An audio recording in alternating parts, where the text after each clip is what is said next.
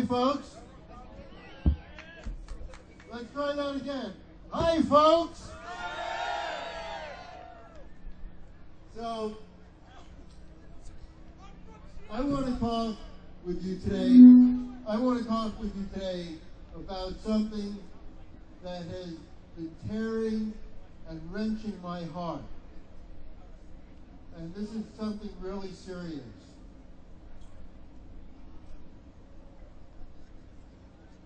I'm executive director of an organization called Green Aid, the Medical Marijuana Legal Defense and Education Fund. And for 2 years, we were looking for a child custody case, for the right child custody case in California.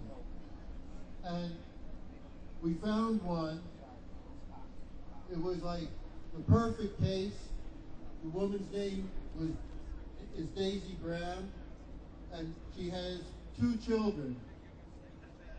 One of her children was 28 days old, and the other was a toddler. When the police came to check their marijuana garden, which was legal, but they arrested them for child endangerment. And then they literally tore the child out of Daisy's hands.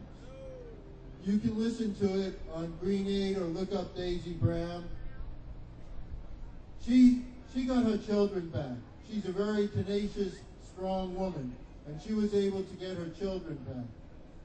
But she opened the Green Aid's eyes to a practice that's been going on in various counties in California, where Child Protective Services is trying to steal, literally kidnap young children, infants and toddlers, and put them up for adoption. These are perfectly healthy, happy, well, good kids with good parents.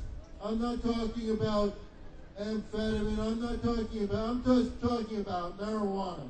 I'm not talking about somebody who has other problems. I'm talking about somebody whose only problem, according to CPS, Child Protective Services, is that they use marijuana. And then they get these children adopted, and they collect money from the federal government for doing it. And that's what I've been working on pretty diligently for the last few months. And I want to mention that it has not been difficult to get volunteers to help with any project on this, because people are so appalled at this. This is the most heinous of abuses of human rights, stealing people's children. Now,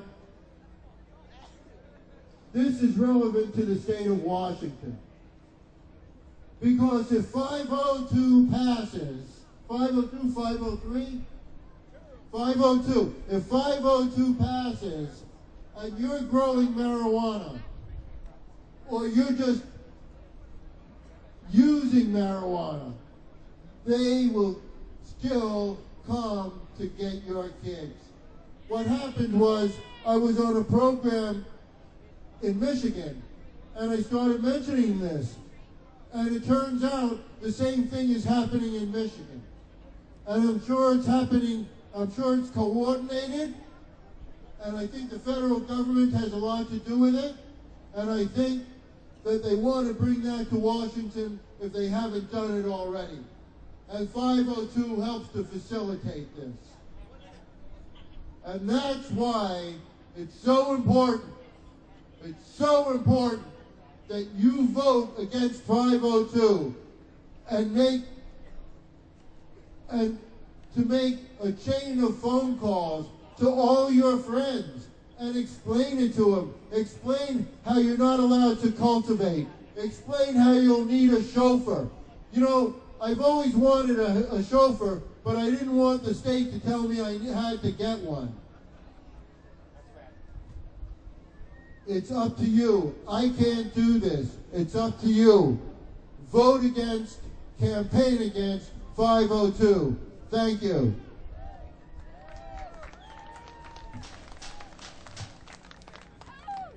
Thank you, my brother Ed Rosenthal, the cultivator.